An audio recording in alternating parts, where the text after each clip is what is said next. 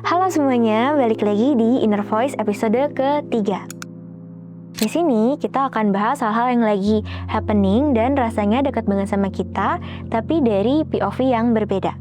So, langsung aja yuk kita mulai. Mungkin kalian ngerasain hal yang sama kayak aku.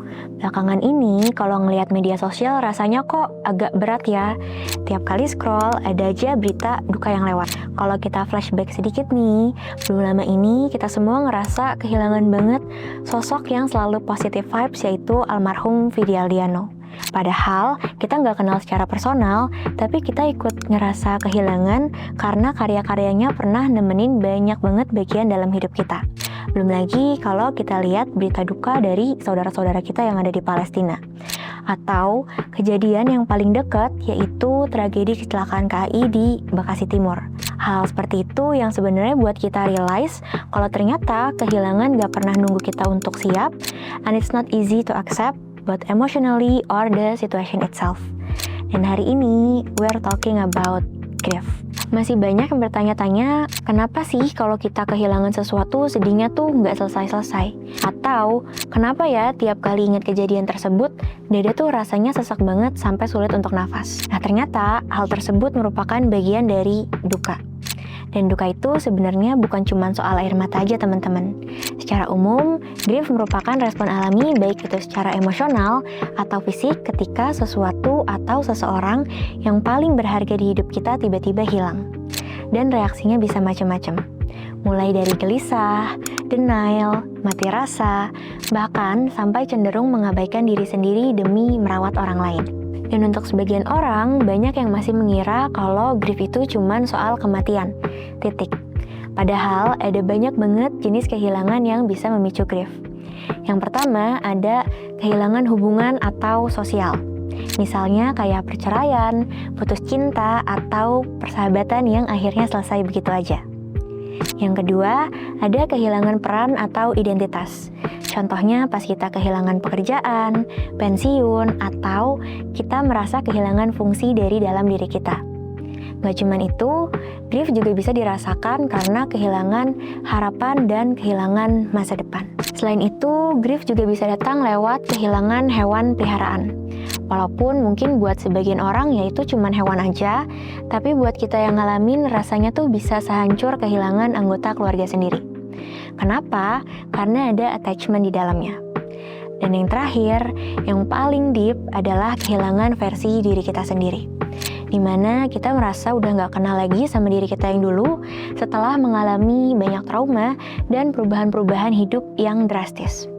Jadi, kalau boleh aku simpulin nih, apapun bentuk dukanya itu semua berasal dari satu hal. Karena ada sesuatu yang berharga yang hilang dari dalam hidup kita.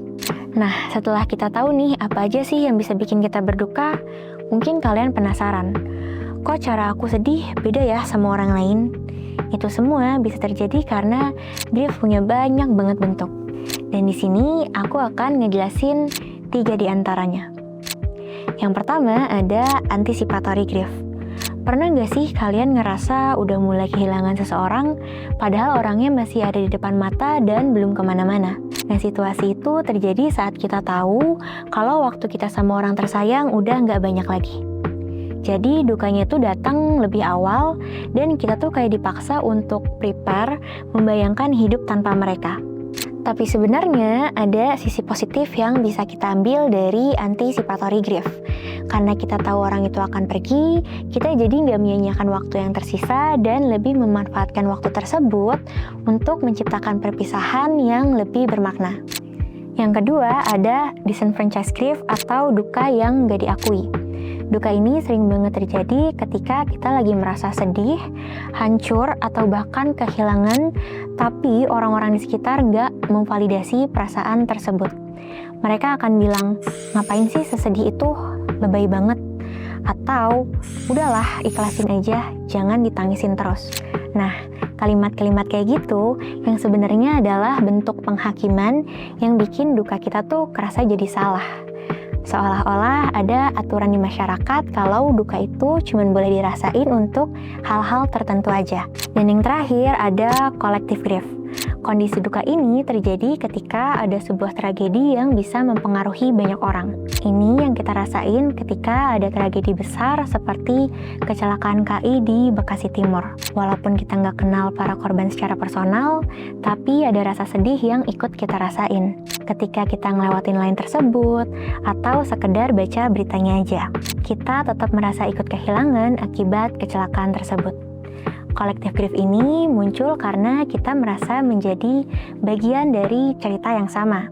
Kita bisa ikut membayangkan kalau mereka adalah orang-orang yang lagi berjuang untuk keluarganya, diri sendiri, dan masa depan sama seperti kita. Dan rasa kehilangan ini valid banget, karena secara nggak langsung, kejadian tersebut juga ninggalin luka di ingatan kita, di mana kematian seringkali digambarkan sebagai salah satu pengalaman yang paling menyakitkan yang akan dihadapi seseorang dalam hidup mereka. Terus, gimana cara kita untuk ngeproses duka? Satu hal yang harus kita sepakati adalah berduka itu pengalaman yang sangat personal. Jadi, nggak ada cara yang benar atau salah untuk ngeprosesnya.